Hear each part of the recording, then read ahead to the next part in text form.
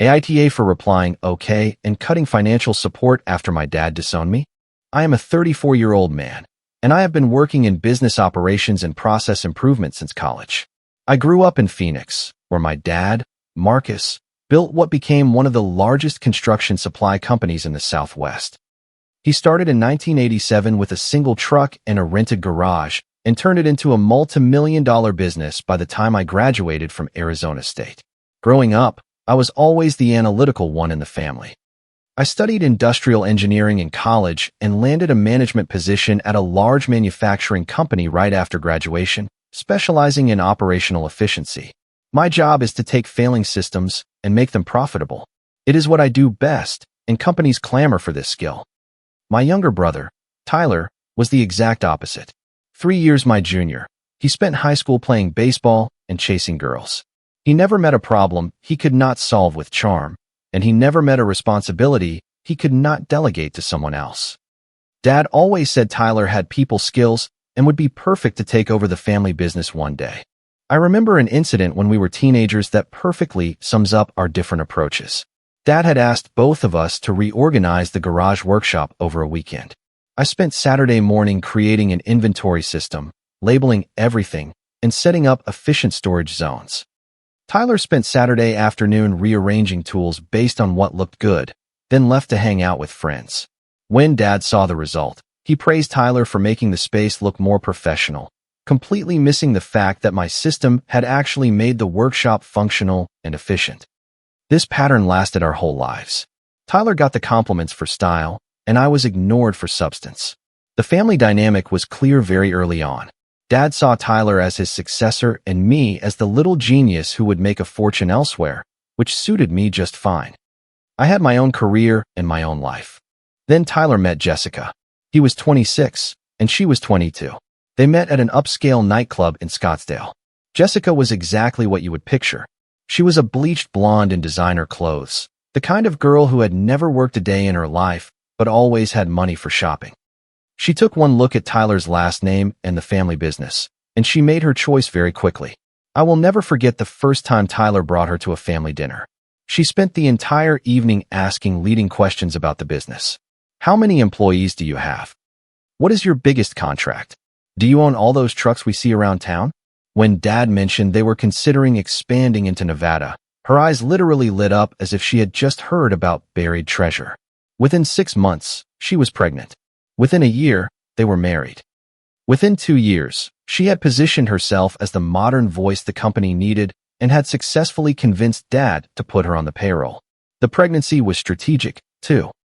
I am not saying she planned it, but I am saying she made sure everyone knew about it immediately, and she was already talking about securing the family legacy for the next generation when she was not even visibly pregnant yet.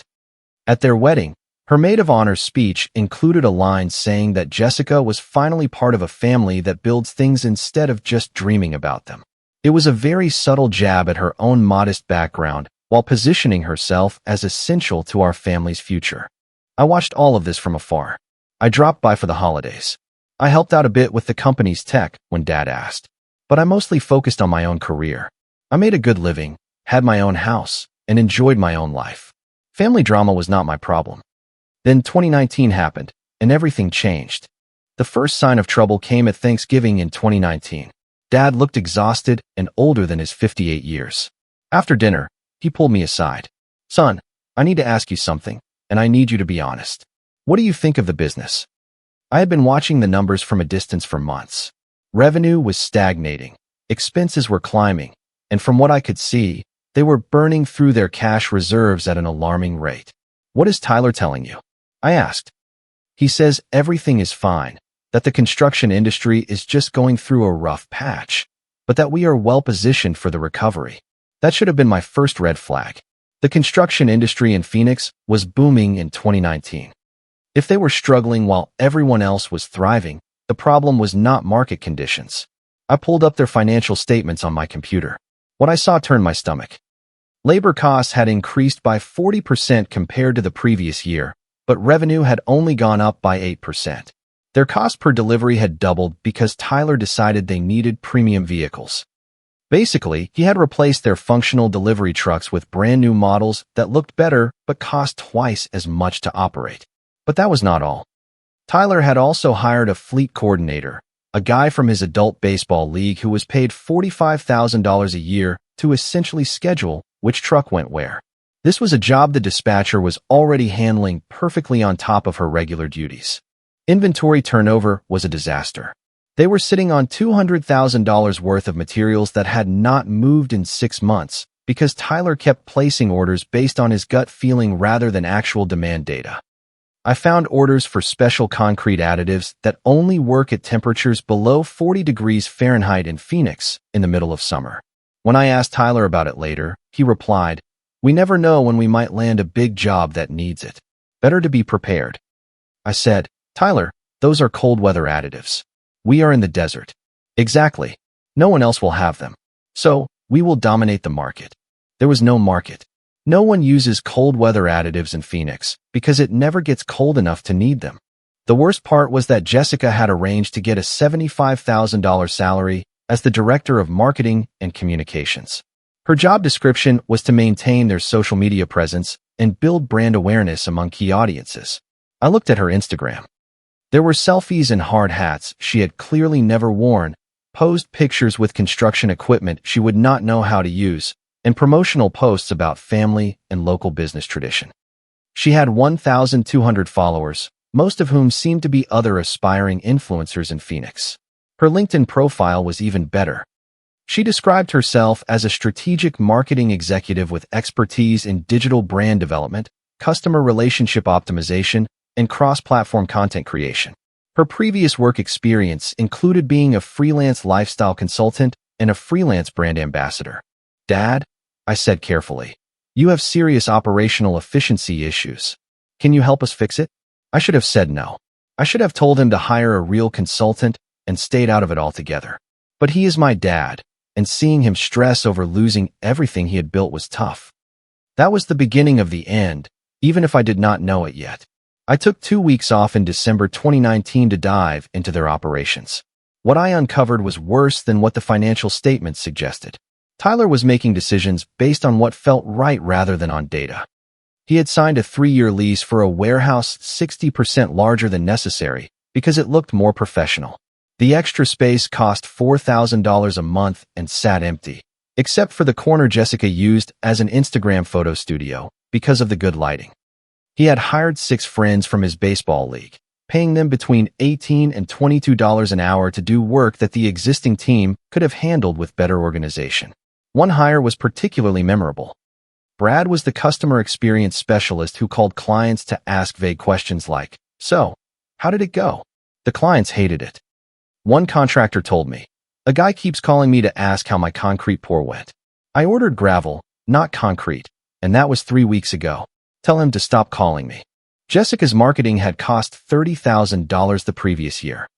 She had hired a photographer, spent $8,000 to redo the website, which looked exactly like the old one, and convinced my dad to sponsor a charity golf tournament for $15,000, supposedly to network with construction professionals. When I asked about the logic behind all this, her answer was a gem. Marketing cannot always be measured in direct ROI. Sometimes you invest in community relations that pay long-term dividends. "What dividends?" I asked. "Brand recognition. People see our name and associate it with community values.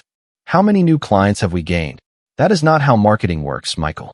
You cannot reduce everything to simple metrics." They had gained 0 new clients. 0. Their inventory management system was a disaster. They were running out of everyday items while having pallets of specialized materials that only sold once a year. Delivery scheduling depended on Tyler's daily mood. He was paying 30% above market rates because he liked working with people he trusted. I spent the Christmas holidays building them a real operational framework. A 15-minute call with their concrete supplier saved them $35,000 a year because he had been asking Tyler for large volume orders for 2 years. When I presented the plan to Dad on January 2nd, he stared at the numbers for 5 minutes. "This would save us almost $300,000 a year." "It is a conservative estimate," I said. "It is probably closer to $400,000 once everything is in place." "Do it," Dad told me immediately. "Whatever you need." I took 3 months of unpaid leave and moved back home. The inventory system took 6 weeks to implement. Staff training was an adventure. When I showed the new routing system, their lead driver said, "You mean we do not have to zigzag across town 12 times a day anymore?" Tyler was constantly disappearing. His client meetings were 3-hour golf games. His supplier visits coincided with Phoenix Suns games. Jessica was openly hostile. When I suggested bringing social media in-house, she gave me a 20-minute speech about brand consistency and creating narratives that resonate with target segments. I asked her to show a correlation between marketing spend and customer acquisition. She replied that data is too simplistic to capture the holistic impact of brand building. They had gained 12 new customers in 2019 on a $30,000 marketing budget, which is $2,500 per customer in an industry where the average lifetime value is $8,000. By April 2020, the transformation was obvious. Delivery efficiency was up 45%, inventory costs were down 30%, and customer satisfaction was rising. The business was generating $35,000 in extra profit per month. Dad called me his miracle worker. Tyler took credit for the new operational strategies. Jessica posted Instagram stories about family business innovation. In May 2020, Dad called a family meeting. I expected to discuss formalizing my role. Instead, I found Tyler and Jessica with printed presentations. Jessica was wearing a business suit I had never seen her in, presenting slides on leveraging core competencies and optimizing human capital allocation. One of the slides was titled Strategic Organizational Realignment for Sustainable Growth. The bottom line was that they wanted me to take an advisory role while Tyler assumed operational control. Jessica would become Executive Vice President of Strategic Development with a $90,000 salary. Tyler needs to take ownership of the business he is going to inherit, my dad said. You have your own career. Jessica smiled with her fake corporate smile. Think of this as a promotion to a strategic advisor role. Then came the equity restructuring. Tyler would get 65% when Dad retired. I would keep 15%. Jessica would get 10%. When I asked for reimbursement of my $150,000 investment and my consulting fees, Dad replied, "Family members do not charge family for help." That is when I realized they had planned this all along. Through Jessica's corporate presentation, Tyler's talking points, and Dad's passive consent, they had orchestrated my exclusion as soon as I finished fixing their problems. I left, knowing exactly what I was going to do. Here is what they did not understand about the improvements I had made to their business. When I rebuilt their operational systems, I did not just reorganize their existing processes. I created an entirely new infrastructure that ran through systems I controlled. Their inventory management system was based on software I had licensed and configured through my consulting firm. Their supplier relationships were negotiated via contracts listing my name as the primary contact. Their customer database was hosted on my servers, which I paid for and maintained. Their delivery route optimization was built on algorithms I had developed and integrated into my own tech platform. Even their accounting had been migrated to a system I had set up and managed through my business accounts. I had not just improved their business. I had made their business entirely dependent on an infrastructure they never owned. And all of it was perfectly legal. When I started the project, I had presented Dad with a consulting contract that clearly detailed intellectual property, system licensing, and termination clauses. He had signed it without reading it, saying he trusted me to handle the details. The contract specified that if my assignment was terminated, I retained ownership of the systems and had the right to revoke access with a 30-day notice. Tyler and Jessica had just terminated my assignment. I spent the weekend documenting everything. I logged every system built, every relationship established, every process improvement, and every operational gain. All of it was dated and quantified. Then I drafted a formal notice of contract termination and a notification of system access revocation. But I did something else too.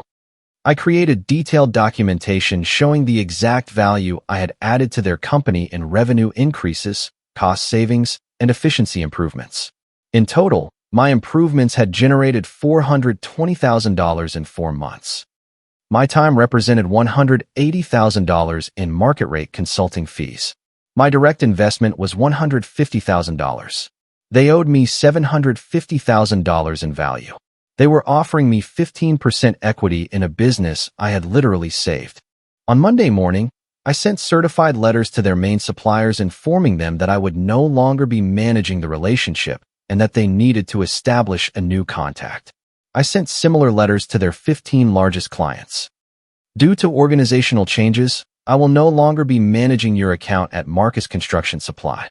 I am, however, pleased to inform you of the launch of my own operational efficiency consulting firm. I would be happy to discuss how I can continue to support your construction supply needs in this new capacity. Next, I changed all the passwords, revoked all access, and transferred their customer base to my servers. By 10 in the morning, Tyler was already calling. What did you do? Nothing is working. I terminated our consulting contract, I answered calmly. You said you were ready to take full control. You cannot just cut everything off like that. It is my intellectual property.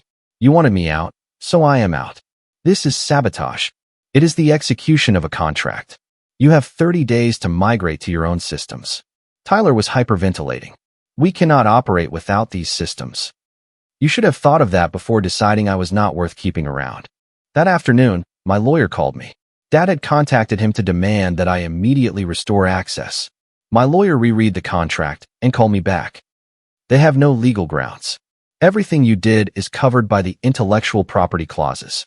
And if they try to sue, what are they going to say? They terminated the contract. You are strictly following the procedures they signed off on. In fact, they would be the ones owing you money for early termination. The next day, Jessica called me in tears. Michael, please, you are destroying everything we built together. Think of your father. I am thinking of him, I said. I am thinking of the fact that he let you and Tyler push me aside after I saved his business. We never said you were not valuable. Jessica, you literally presented a PowerPoint explaining why Tyler deserved credit for my work and why you deserved a bigger share than me. That was not the point. It was exactly the point. You wanted the benefits of my labor without having to acknowledge my contributions. By the end of the week, they had lost 3 major clients who preferred to follow me rather than continue dealing with Tyler's incompetence. The first month was beautiful to watch. Without my inventory management system, they were unable to track their stock levels. Tyler ordered $60,000 of useless materials while running out of necessary supplies for ongoing projects. The first major disaster happened in less than a week. A contractor called, needing 200 bags of Portland cement for a foundation pour scheduled for Monday morning. Tyler confidently assured him that the delivery would be made Sunday afternoon. Sunday rolled around, and they had 0 bags of Portland cement in stock. Tyler had to call 3 different suppliers in a panic, paying premium rates for a weekend delivery just to fulfill a basic order they should have had on hand. The emergency purchase cost them $1,800 in extra fees for an order that should have cost $400. But Tyler spun this as exceptional customer service. Their biggest client, Morrison Development, called me directly after Tyler quoted them $90,000 for a project that should have cost $50,000. What is going on over there? Morrison asked. Tyler seems to have no idea how much anything costs. Organizational transition, I replied diplomatically. I am no longer with the company, but I would be happy to provide you with a correct price through my new consulting firm. Morrison was one of the largest residential developers in Phoenix. He had been working with Marcus Construction for 8 years, but for the last 2 years, he dealt mainly with me because I understood their timelines and material needs. I got Morrison's contract and his recommendation to 3 other large developers. Jessica tried to maintain their social media presence, but without access to customer data or projects, she was posting generic content unrelated to reality. She made a warehouse tour video, wearing a hard hat and safety vest, but you could tell she had never worn either. She kept readjusting them like they were uncomfortable costumes. The video was supposed to show their professional operations and safety standards. Instead, it showed Jessica tripping over inventory she could not identify, mispronouncing technical terms, and accidentally knocking over a pyramid of paint cans while gesturing to the camera. The video drew attention, but not the kind they hoped for. The comments were brutal. Is this a joke? Who let the Instagrammer on the site? This is what happens when you hire for looks, not skills. Jessica deleted the video after 6 hours, but several people had already saved copies. A construction worker remixed it to circus music, and it got 15,000 views on TikTok. Meanwhile, Tyler was bleeding financially trying to rebuild what I had created. He hired an IT consultant who estimated a cost of $80,000 just to recreate my inventory management system. Then an optimization consultant said it would take 6 months to recreate my supplier relationships, with a probable loss of their preferential rates. Even that figure was optimistic. When Tyler saw the scope of work, he tried to negotiate. "Can you not do something simpler?" "Yes," the consultant replied, "but it will not have the features or performance of Michael's system. You will lose about 60% of the functionality." What functionality do we really need? That question perfectly summed up Tyler's level of understanding. He also hired a marketing agency to professionalize their online presence. The cost was $15,000 to redo exactly what Jessica was already doing, but with better photos. Meanwhile, their operational efficiency was collapsing. Without my routing system, their trucks were making half the deliveries per day. Without my supplier rates, they were paying 25% more for materials. Without my inventory optimization, they had hundreds of thousands of dollars in unusable materials while constantly running out of basic supplies. The delivery issues were particularly painful to watch. I had optimized their routes to minimize time and fuel while maximizing stops. Tyler went back to the old system where the available driver takes the next order that comes in. The result was trucks crossing the city multiple times a day, sometimes driving past job sites they had just serviced. Their fuel costs went up 70% in 1 month. Dad called me 3 weeks after the transition. "Son, maybe we can work something out. Come back, and we will discuss a better deal. The deal is that you buy out my consulting contract. $150,000 plus the early termination penalty. The total is $220,000. We do not have that kind of cash. You had the money for Jessica's raise and Tyler's new truck last month." "That is different." "No, Dad, it is exactly the same.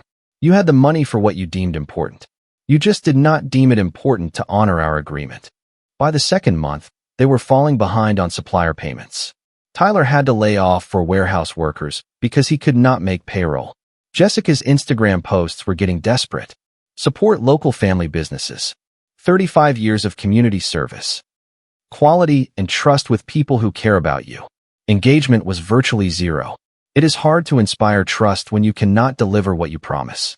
The real show started when Tyler decided to modernize the company with his own ideas. Remember, Tyler had spent 3 years taking credit for my improvements without understanding how anything actually worked. Now he was in charge, and his natural business instincts were finally going to shine. His first idea was to improve brand visibility. He spent $12,000 on vehicle wraps, covering the trucks completely in bright orange with the company logo on every square inch. The trucks looked like giant traffic cones. The best part was the design. Tyler had insisted on including Jessica's picture on every truck, along with the slogan, "Family Values, Professional Results." As a result, they now had delivery trucks driving all over Phoenix with glamour shots of Jessica plastered on the sides. Clients started calling them the Instagram trucks. It was not exactly the professional image Tyler was aiming for. Then he renegotiated their warehouse lease. Instead of keeping the professional space they were renting, he moved operations to a cheaper site on the outskirts of the city.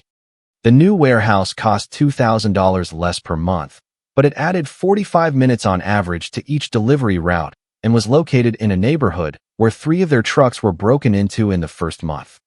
Tyler's logic was that real estate is location, location, location, but for a warehouse, you just need space.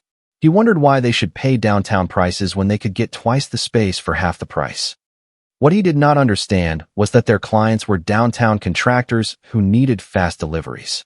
Adding a 90-minute round trip to every delivery made their service significantly less competitive. His stroke of genius came next. He launched what he called premium customer service. This meant assigning a personal account representative to every client. In reality, Tyler had hired 6 of his buddies to call clients every week and ask if they needed anything. The clients hated it. These were not trained professionals. They were Tyler's golf partners reading scripts about construction supplies they did not understand. Morrison Development told me, "A guy called to ask if I wanted to upgrade my rebar order to premium quality. We were ordering decorative gravel."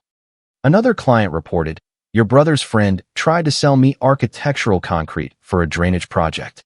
When I told him I needed standard concrete, he asked if I was sure I did not want to enhance the aesthetic impact of my project. The premium service cost $18,000 a month in salaries, all while actively annoying their clients. Jessica, for her part, decided she needed to leverage digital marketing synergies. She hired a social media consultant who convinced her to launch a TikTok account featuring behind-the-scenes looks at the construction supply world. The videos were exactly what you would expect.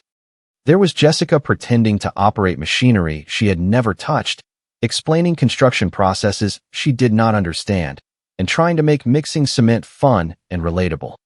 In one video, she tried to explain different types of concrete while wearing a white dress and high heels in the warehouse. She talked about concrete mixes like recipes and said each mix had its own personality. In another, she attempted to drive a forklift while giving safety tips. The video ended when she backed into a stack of drywall, then laughed nervously. Oops, that is why safety training is important. The TikTok drew attention, but mostly mockery. Construction workers shared the videos in professional groups as examples of how not to run a supply business. One video reached 50,000 views purely because she accidentally knocked over a display stand while trying to film herself walking confidently through the warehouse. The comments were cruel. This is what happens when you put someone in charge who has never worked a real job. My 2-year-old has better spatial awareness. How is this person running a construction company? By the third month, their operational costs had risen by 60%. Their revenue had plummeted by 30%.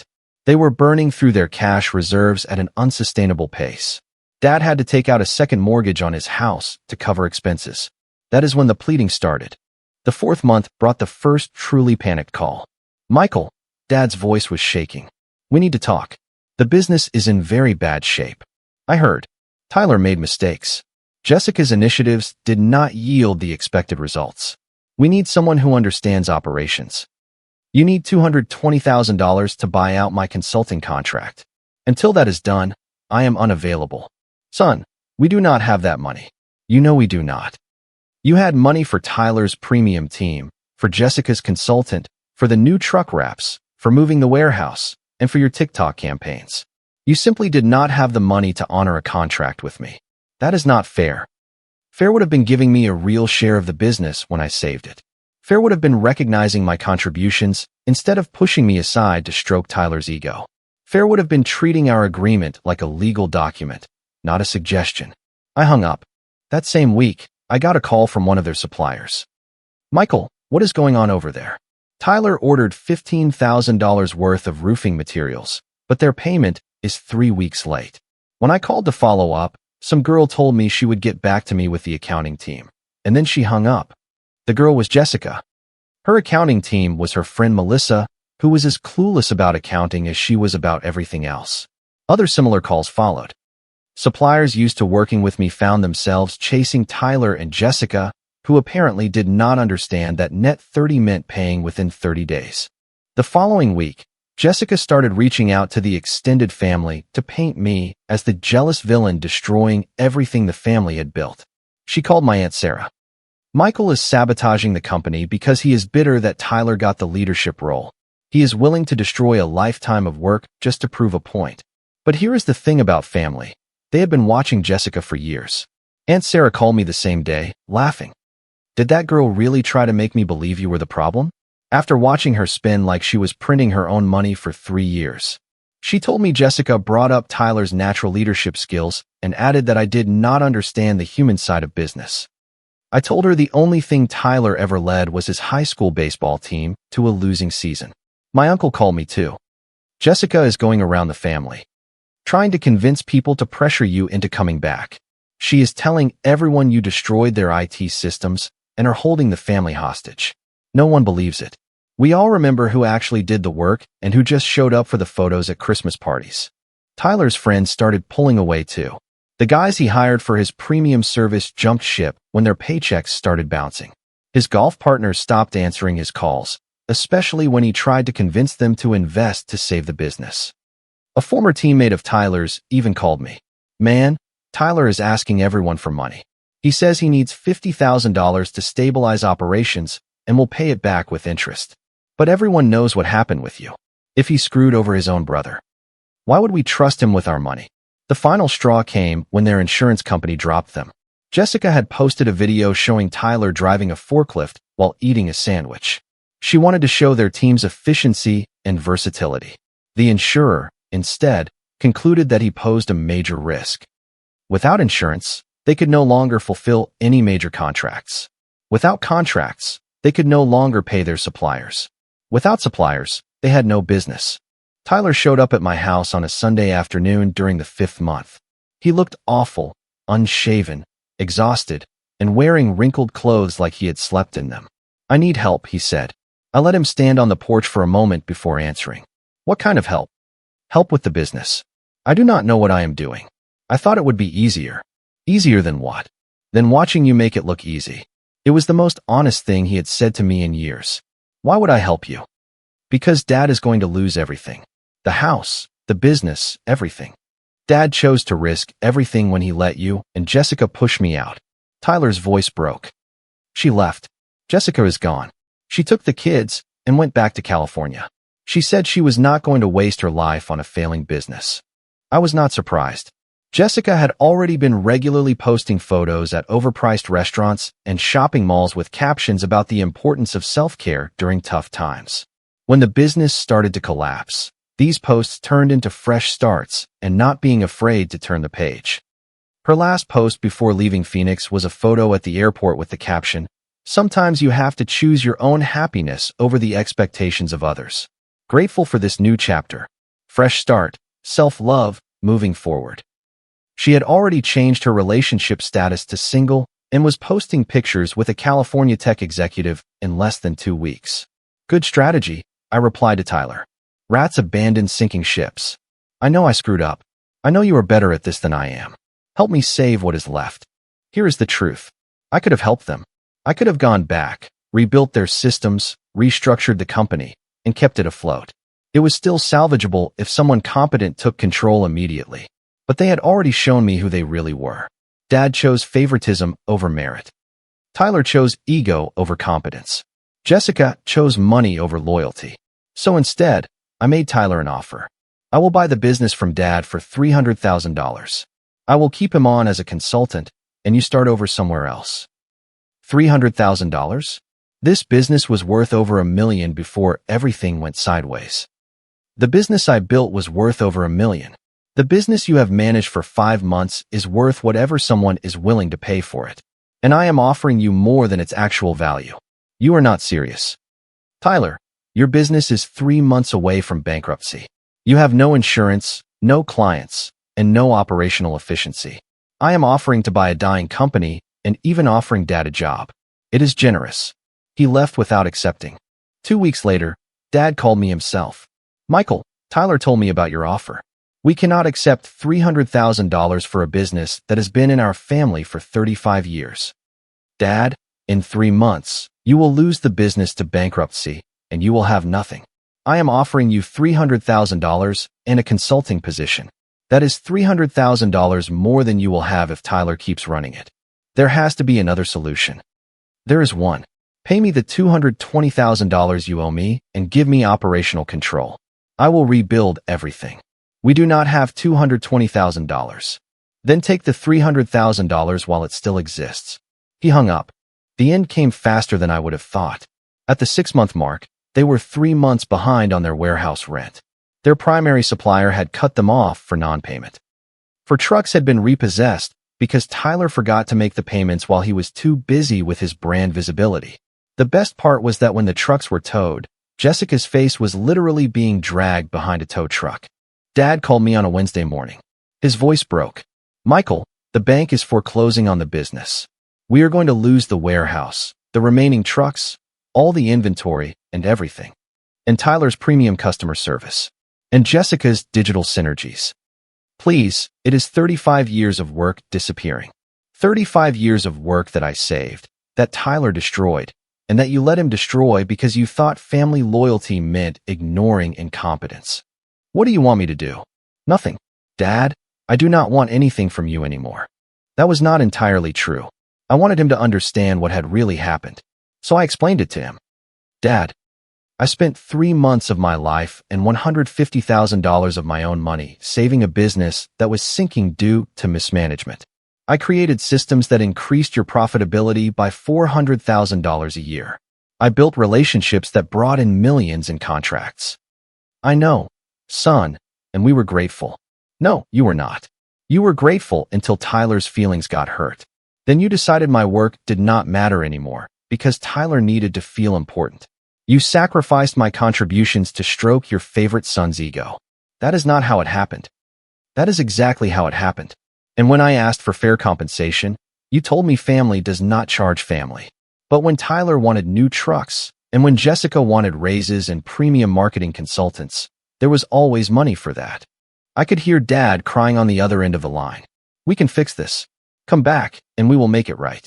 You cannot fix 35 years of favoritism, Dad. And you cannot fix the fact that when it mattered most, you chose Tyler's ego over our family's future. The business closed 2 weeks later. Dad had to sell the house to pay off the personal guarantees he had signed on the company's loans. The bankruptcy auction brought in enough to cover most of the debts, but not enough to save anything. Tyler moved to Nevada and got a job at a construction company. He was given basic project coordination, no management responsibilities, and just focused on following instructions and keeping quiet. His new boss told me, when I called for a reference, we hired him for execution tasks. His resume shows management experience, but honestly, he seems more comfortable when someone else makes the decisions. Jessica remarried, and the news circulated in Phoenix's social circles. She found a tech executive who apparently appreciated her marketing skills enough to put a ring on her finger within 6 months. Her Instagram changed overnight. Gone were the construction site photos, replaced by wine tastings, spa days, and captions about finally living authentically. Dad moved into a small apartment and started driving for a ride-sharing service to make ends meet. The man who had built a multi-million-dollar business from scratch was now driving strangers around Phoenix for $15 an hour. Dad called me last week, which was the first time we had spoken since the business closed 18 months ago. Son, I have been thinking about everything that happened. About the mistakes I made. Okay. You were right. About Tyler, about Jessica, about the business. I let my feelings cloud my judgment. I did not answer right away. I had waited for this conversation for 2 years, but when it finally came, I mostly felt empty. I am proud of what you have built, he added. Your business, your success. You proved you did not need us after all. I never wanted to prove that, Dad. I wanted to be part of something we built together. I know. And I ruined that because I was more worried about Tyler's feelings than your contributions. We talked for 20 minutes. He told me about his new apartment, his driving job, and how Tyler was doing in Nevada. He asked how my business was doing, about my house, and if I was happy. At the end of the call, he asked, "Do you think we could rebuild our relationship? Not the business, I know that is gone, but us." I do not know, I said honestly.